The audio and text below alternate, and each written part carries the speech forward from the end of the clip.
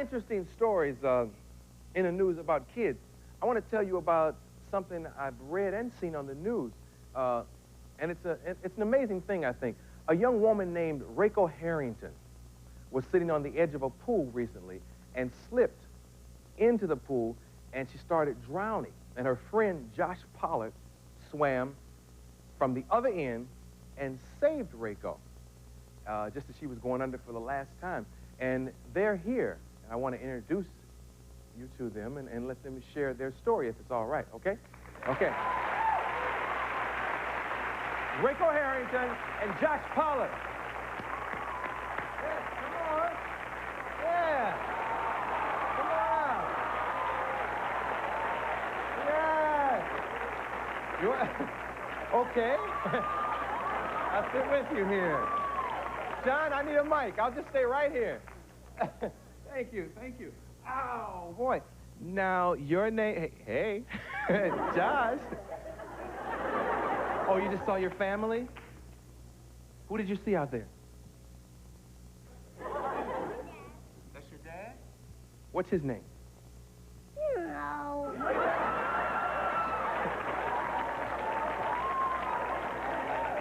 I met him, but I forgot.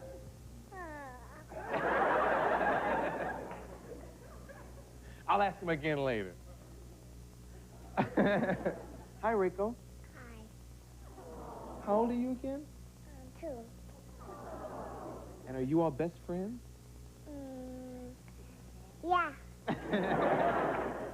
You all both like Ninja Turtles, huh? I heard from your mom. Yeah. Who's your favorite? Ninja Turtles was me. Mm-hmm.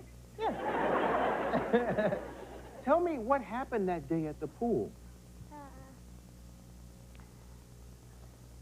I forget. Okay, let me start you off. Now, she was sitting on the side, she fell in, and then what did you do? I ran to the zip, I swam to the blue part, I dived over the blue part, I found right over there, I put on the step, the mom was all mad. How did you learn how to swim? I don't know. Didn't Grandmama help you? She helped me swim across the deep part. Oh, she taught you to swim in the deep.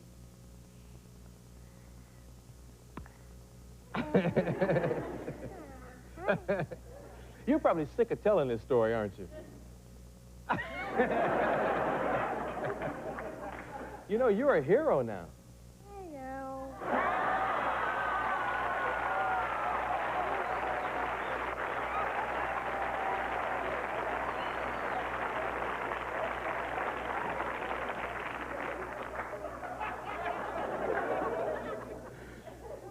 Do you have any advice for children out there?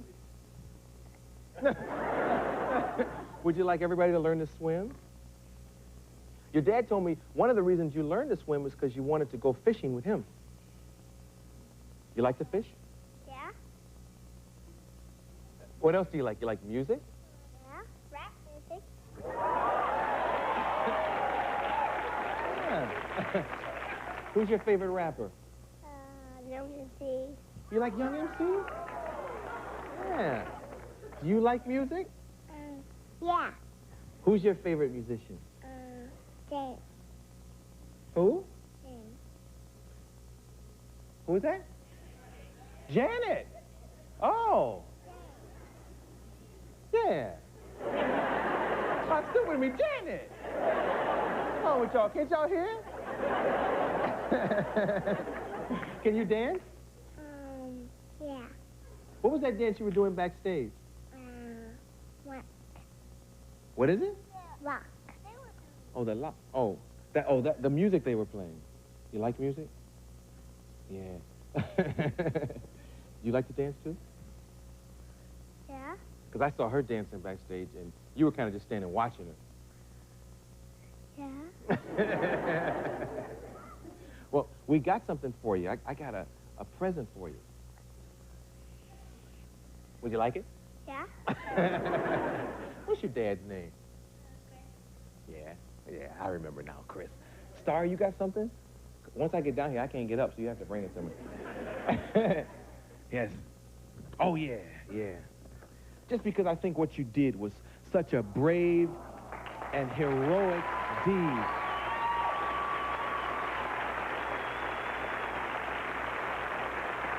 Yes.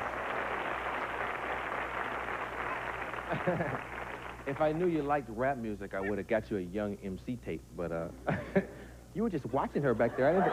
Hey, what are you doing there? Now, who did you do that to? I have a Young MC tape. Oh, okay, that's cool. He said I already had a Young MC tape. Who were you licking your tongue out at?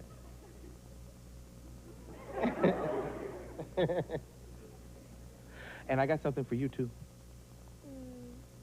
I don't have a trophy for you, but I got something you need. Where's that, Star? Bring that over. I got something that you need a lot. Okay?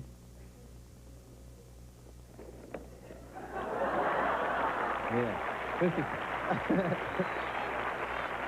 Yeah, hold this for me. You know what this is?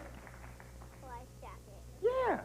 And what's that thing on it right there? Oh, well, okay, this thing is like a flare so she can get your attention. You know? It kind of blinks.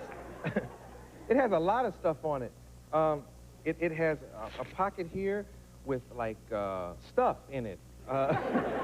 Stuff, a lot of stuff. It's some kind of salve or something here.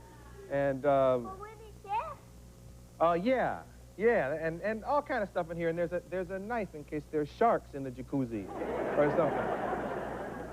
And you're gonna have to grow into this. Here, put this on. You're gonna have to grow into this just a little. You don't want to put it on, okay? Here, how about if I just lean it up against you there? No. You don't even want it leaned up against you.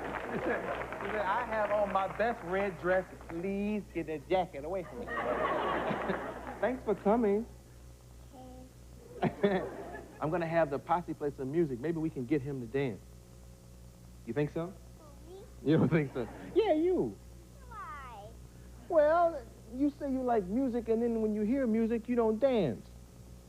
I dance it only when I'm in the van. Okay. and that makes sense to me. Whatever, Dweezil, you hanging, whatever you want to do, man. Whatever you want to do so we can tell him who's him.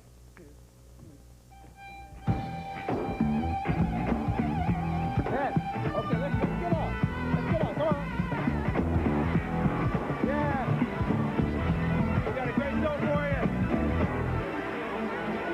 Along with Dweezil Zappa, Roseanne Arnold is here. You like that music?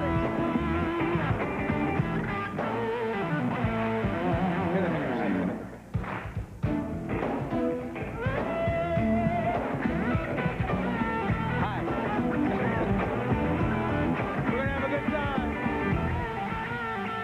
Regardless of the look on her face, we're gonna have a good time.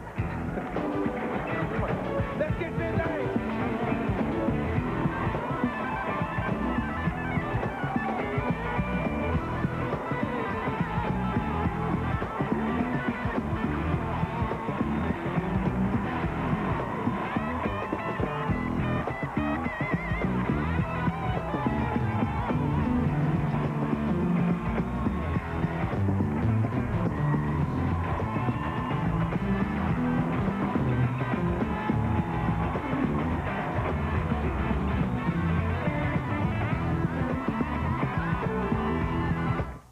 Winners do it drug-free.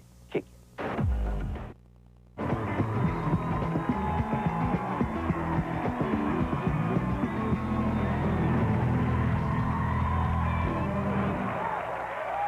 Yes.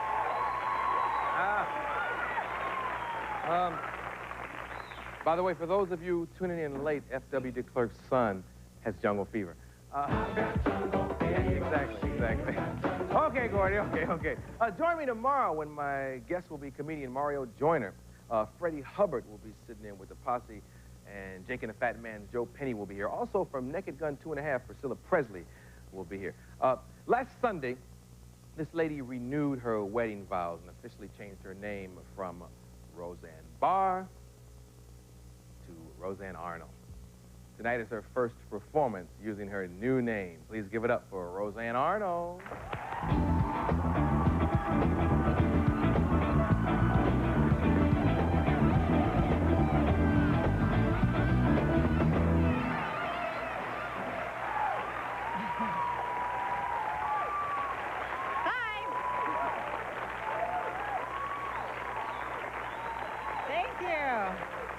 Thank you very much. I'll make a deal with y'all, okay? If you laugh at me real hard, I'll show you my new tattoo. And if you don't laugh, I'll show you my old tattoo. Well, I'm hugely famous now and everything, but before I was the huge star that I am now, I used to live in this trailer, you know. I spent all my days in this trailer and everything. I worked really hard to get out of there. So now, like, what do? I make TV and movies, and what do? I sit in a trailer all day.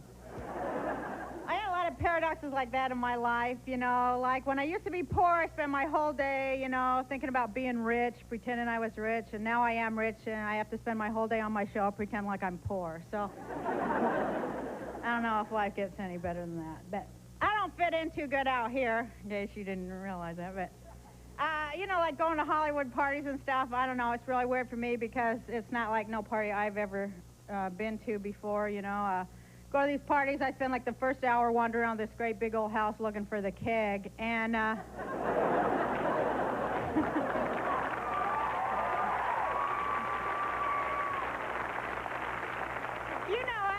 to the host, and I go, where's the keg, man? He goes, well, there isn't one. I go, whoa, you're out of beer already, huh?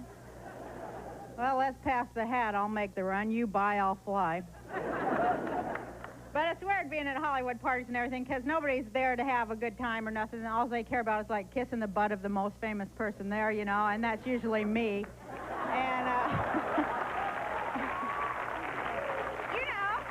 you know, so I'm like, get out of my face, you know, and then somebody like more famous will come in and they desert me, you know, somebody more famous like Madonna or Arsenio, yeah, right, and,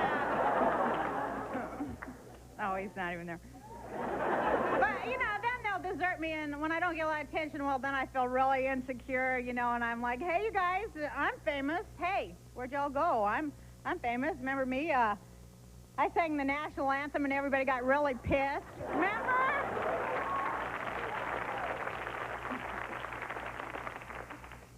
Anyway, so, well, it's hard being famous because you don't know who to trust. You don't know who your friends are, you know what I mean? So that's like why Michael Jackson hangs out with chimps and stuff, you know? And that's why I hang out with Tom. So, grow up. It's a joke. But it's hard to be like a famous kid, too, because, like, you know those kids on Different Strokes that all got messed up and everything, you know? That is really, really bad, because I got these kids on my show, and I worry for them. You know, like that Dana Plato girl, well, she went over there, and she robbed that video store, and then a half hour later, she come back, and they put her in jail and everything, you know. So I try to help the kids on my show with good advice. I tell them, hey, if you ever rob a video store, don't go back.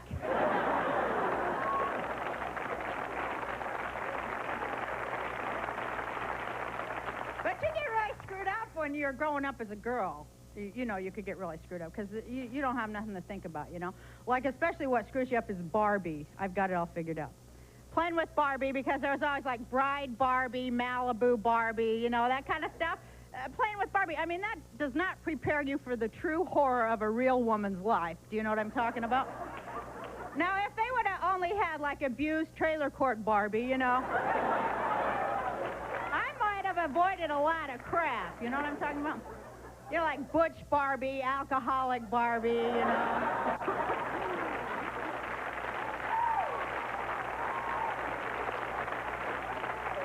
You know, homeless Barbie and her dream refrigerator box. I mean, you know, that would prepare you. But it screws up a little girl's mind. I'll tell you what it does.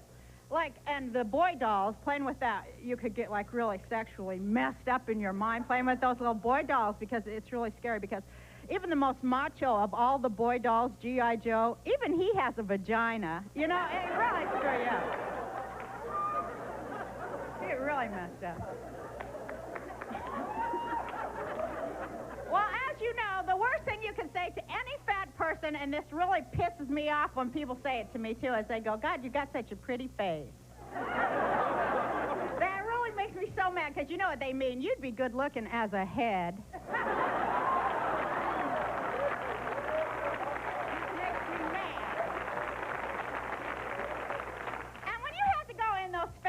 Stores, you know, those big and tall stores, and you cannot find nothing to wear there. You're fat, right, lady? You know what I'm talking about, right? You cannot find nothing there. It's all ugly clothes and everything like that. Everything's made out of, like, T-shirt material, you know, and it's got all these fringes and stuff and, like, this great big embroidered sequin swan that goes around the back, you know.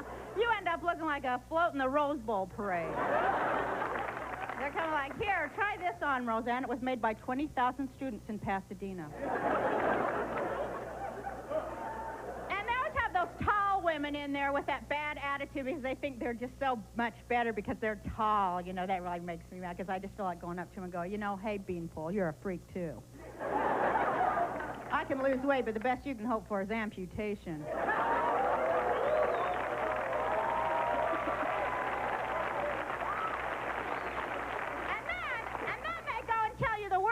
The second worst thing you could say to any fat woman, no, you know, I go, hey, I like what you're wearing, because they always have them skinny women working in there, like they can't afford to find no fat women to work in there. It really makes me mad. I go, hey, I like what you're wearing. You got that in my size? Oh, no. Not for you. Then they tell you the worst thing that you could ever hear was like, you know, they direct you over there. Roseanne, look at here. This is what you need. You need the vertical stripes, right? The vertical stripes, because, you see, they draw the eye away from you so that no one's ever actually looking at you. It makes me so mad. But, you know, I'm doing my best for ecology, I want to say, for the water shortage. I'm retaining it. And, thank you. And, I'm getting there. I'm hurrying here. You know, I just got remarried on Sunday. I have to say this marriage is a lot better than my last marriage because I was really depressed in my last marriage towards the end there. You know how you get really depressed, you don't care about nothing no more? You know, I never, like, cooked or cleaned. I never, like, even bathed, you know. Pretty depressed. But now, thank God, I got a guy who loves me for what I really am, so I don't have to do any of that stuff anyway. But, now, sexually, though, you could get really messed up because when I was younger, I used to think that during sex, all a woman had to do was just lay there and smile. You know, of course, I'm older now, and I know you don't have to smile.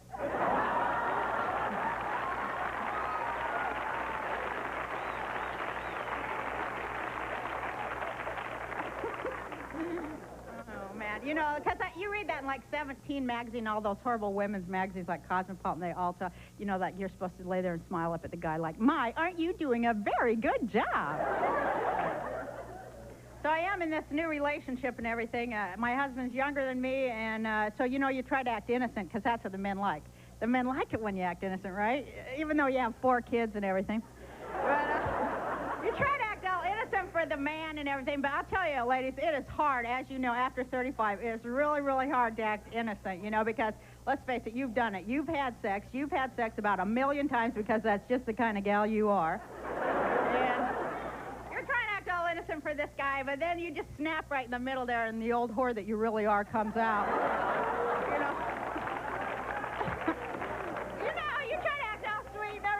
You're going like, oh, gosh, you know, I just want you to know how much this means to me, that, you know, this relationship. And, of course, I haven't really done this very often, and I just want you to know I love you, and I feel really good. Okay, backwards. Okay, faster. Harder.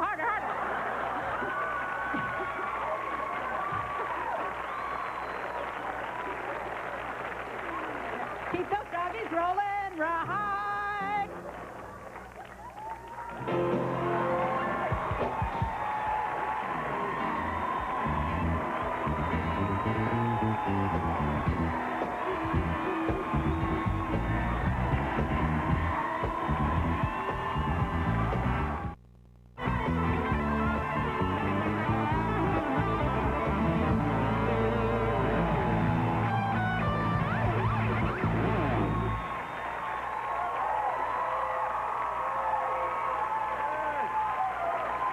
Roseanne, Arnold. Why was it so important for Tom to change his religion? And how do you do that? You mean, how come it's important to me that he did that? Oh. You mean, is that what you mean? Me. No, I don't know what you mean. that Well, what you mean? I mean, I thought maybe this was something that he was really committed to, but this is something you wanted? him to Yeah, do? we made a deal that if he would take my religion, I'd take his name. Because he really wanted me to take his name, too, because, you know, Tom's from Iowa, so he doesn't get how come nobody doesn't take their married name out here. Yeah. And so he kept on bugging me about it, and then I want him, you know, because I don't know, the older I get, just the more religion means to me. I don't know why. But I think it's for a lot of people that way. How did he do? What? As far in as doing it? yeah, and converting to Judaism and the ceremony. I assume you have to learn some things language-wise. No, he doesn't have to learn any language stuff. Okay. No, I don't even know any of that stuff. Oh. And but he had studied the history of the Jewish people, and you know, so he, you know, that whole story. You know, being in the desert. Tom tells me, he goes, you know, I'm up to the part where they got lost in the woods. But no, he did study for quite a while, and I think you just do like the history of the Jewish people, and that, you know, then I don't know what else. That's about all I know anyway. Did you have a bachelorette He party? didn't get circumcised or nothing. Oh. Because he already had been, you know, if that's what you were wondering. Well, I was kind of wondering the whole thing, you know. No, I don't think that you have to do that. Okay. And did you have a bachelorette party? Yeah, I did. Was it fun? Yeah, uh-huh. Yes, it was. Very fun. Uh-huh. What did he do while you did that? He went to a guy's party, and they went over there to this Moroccan restaurant in the valley, and I guess they had a belly dancer and stuff. And him and his boyfriends and me and the girls, and we stayed at my house, and I opened a lot of presents and stuff like that. Yeah. Did you get the stuff you wanted? Because, I mean, I didn't know what to get you. I mean, you're like a woman who has everything. And now you have Tom. I know. You know, you have everything. I know. What did you want? Anything? Well, I wanted, like, a lot of stuff to sit on shelves, you know, because I have, like, these, like, 8 shelves in my house that I don't have anything to put on it, because, I mean, you know, so I got, like, a lot of little picture frames, and I collect pigs, you know, ceramic pigs, so I asked for that. So I got a lot of that. Yeah. You know, ceramic and, what do you call it, porcelain things, you know, little trinkets. Yeah, how long have you been collecting ceramic pigs? Since I was about 6. I got well over 100 of them. And how did that start? I collect teddy bears. Well, I was in therapy this once, and I figured out why I always have things for pigs. It's really crazy. Do you want to hear it? Yeah. Well, because I'm Jewish, and we were not ever supposed to, you know, I never was allowed to eat pork, so when I left home finally when I was like 18, man, the first thing I wanted to do besides have sex was eat pork. And I guess it was just like a forbidden thing. Plus, pigs are really cute. Yeah. Aren't they cute? Yes, they are. They're intelligent, too. And they have the tails. And yeah. Yeah. I don't know. We'll take a commercial. We'll come right back. All you pig lovers.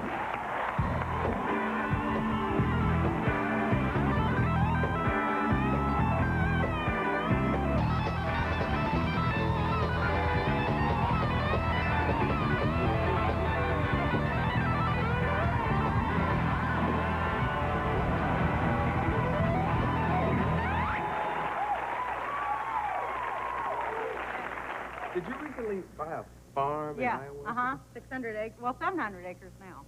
You don't like this place. You want out of here. Well, when I retire, you know. I mean, you know, I want to be like an old farm lady and just like have a rocking chair in a garden and some pigs and stuff. Yeah. I just want to take it easy for the rest of my life. What is it that you hate about Hollywood most? Well, the driving drives me out of my skull. Right? That's like the most thing that I cannot stand because, I mean, you could be going like 3 blocks and you could walk way faster than you could drive it. and it's always, you know, bumper to bumper, and you know how it is. It's just, I go crazy. I can see why, you know, people shoot people. I really can see that. Because if I had a gun, I'd be doing some shooting, I'll tell you. Because they're the dumbest people in the world out there. How come the right lane and moves the fastest? That's what I don't know. Did you know? It's the right lane, and people go in the left lane to go slow. I cannot bear it. I just get too, I have to take a pill. I'm happy that you won your suit against the Rag. Oh, me too. Two of them, yeah. Yeah, oh, 2 of them? Yeah. Can we talk about it at all? Well, some I can talk about, but some I can't, because, you know, if I say stuff I'm not supposed to say, then I could lose the settlement, which I'm very happy about the settlement. And, you know, so, you know. I'm happy, that's all you can say. You know, how much did you get? Well, I can't talk about that. Yeah, yeah. I could have got more, but I settled, you know, and, you know, because I didn't want to go through it anymore. But Tom's buying a Rolls Royce and I'm buying an island. And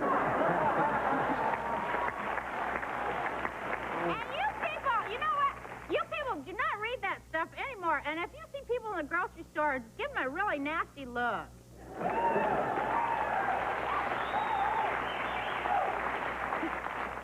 You know, it is interesting that, I mean, they're the scum of the earth. They are. But they succeed because we buy.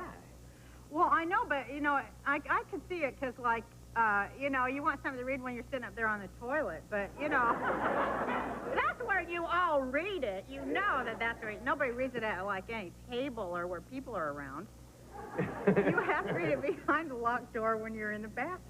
Yeah. And you think, you know, that's a significant part of your life. Now, think of the stuff you can substitute and learn something. Yeah. Like being there reading Shakespeare or something, you know? They should start selling Shakespeare under the gum at the Or supermarket. something good, you know? Something good like, you know, how to get along with people or something, you know? Stuff like that. Now, who's that by? No, we'll take a commercial. Vincent Peale. We'll take a commercial, come right back with more Roseanne Oh, Barr. like you're going to act like...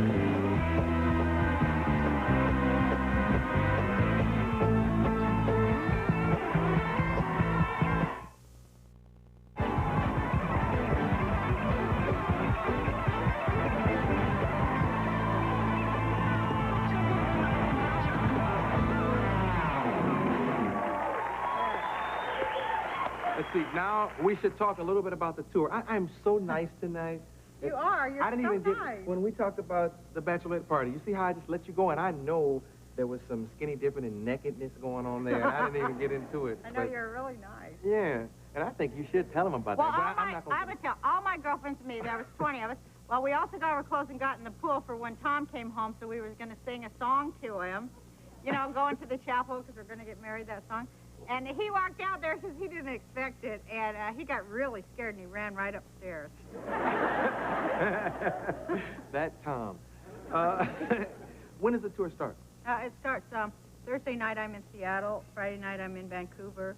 Then I come back here to do some West Coast things, and then I'm out on the East Coast. For the next month, I'm touring, and I'm very excited. It's the honeymoon tour, and it's Tom and my first time on the road, sober and as a couple. So. Yeah.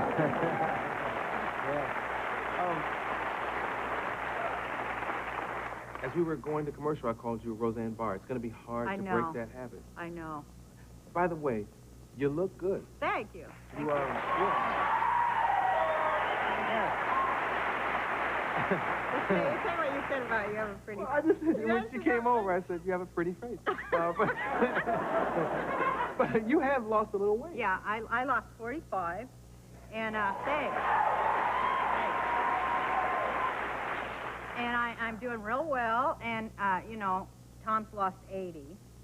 Don't you? That's another reason why I hate men is because they lose weight twice as fast as women. Yeah.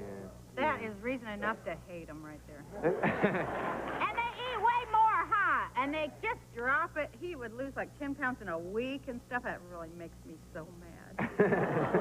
and she wore her same wedding dress, but she had to... Yeah, I got to take out 5 inches of it.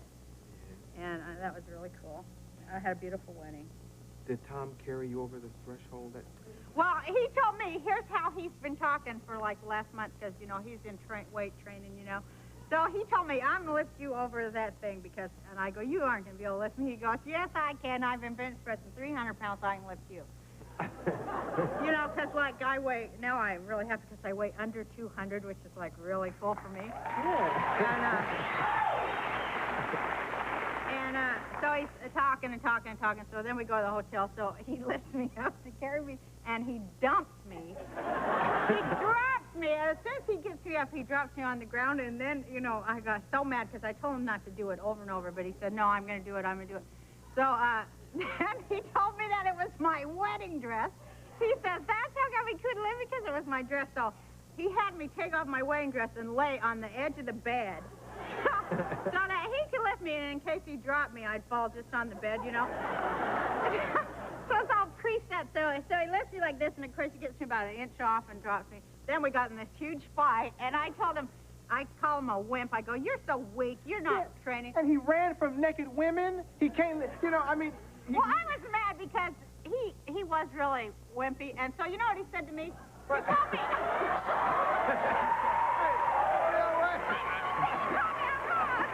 Wait a minute. A home? Wait, first of all, you come home, there are a bunch of naked women in the water. You run upstairs. Well, I thought it was some kind of feminine ritual, horrible thing. You would have been scared, too. Really? These were not just naked women. These were her friends, you know. And they were like, it was weird. It was weird. I think to redeem yourself... No, I got to tell you. So after I called him a wimp, you know what? He called me on my wedding day. He said, it's not because I'm weak, it's because you're a hog. You know what? Well,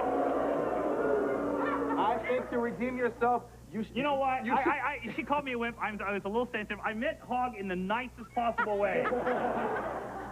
Tom. Stand up, honey. Now listen, I can lift her. I can lift you. Well, I have to face that one because I have a dress Okay, on. they've been looking up I'll your catch shirt. her if you drop it this time. I'll be the bitch. Ready? 1, 2, 3.